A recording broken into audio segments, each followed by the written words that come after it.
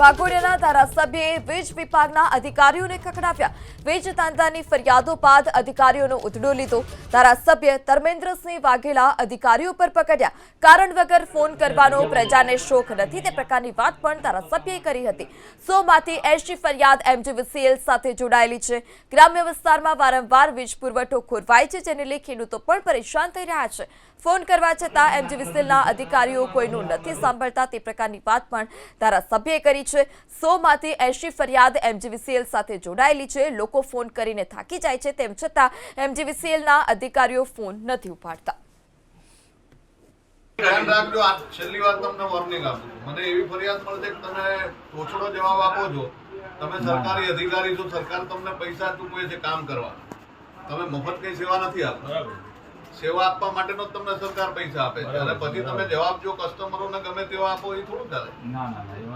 તમારી પાસે જો ફરીથી એવી ફરિયાદ આવી કે તમે ગમે તેવું વર્તન કર્યું છે, હું કાગળ ઉપર લઈ અને પછી એક્શન લઈ, પછી મને ના કહેતા કે ભાઈ પછી તો શું છે કે મૂળ સુધી જશો, અમને એવું મૂળ સુધી જવા માટે મજબૂર ના કરશો, કારણ કે આ લોકોને કઈ શોખ તો થતો નથી કે તમને અમદા અમદા ફોન કરે। તમારી યારે શું એમને પ્રેમ ગોષ્ઠી કરવાની છે, તમને ફોન કરે, એમને મુશ્કેલી હોય ત્યારે તમને ફોન કરે, તમે ગમે તેવો જવાબ આપો એ શું ચાલે। અરજદારોની મેઇન ફરિયાદ જીઈબીને લગતી હતી। 80% જેટલા લોકો જીઈબીના નાના મોટા પ્રશ્નો લઈને આજે આવ્યા હતા અને અમારા જીઈબીના અધિકારીઓ પણ અહીંયા હાજર રાખવામાં આવ્યા। જીઈબીના અધિકારીઓને પણ સૂચના આપવામાં આવી છે કે ભાઈ આ વહેલામાં વહેલી તકે જે કંઈ લોકોની સમસ્યા છે એનું હલ કરો।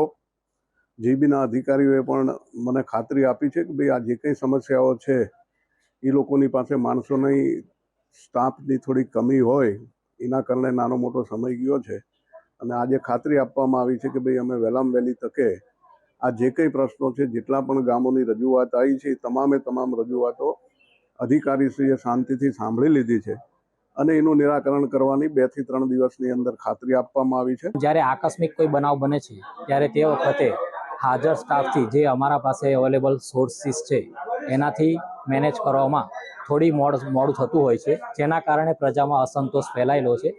રજૂઆત જે કરેલી છે લોકોએ એના તરફથી હું કહીશ કે અમે ભવિષ્યમાં પણ એની કાળજી રાખીશું અને એના માટે સંતોષકારક કામગીરી અમે કરી આપીશું, જેથી આજે અસંતોષ ફેલાયેલો છે એ ઝડપથી દૂર થાય।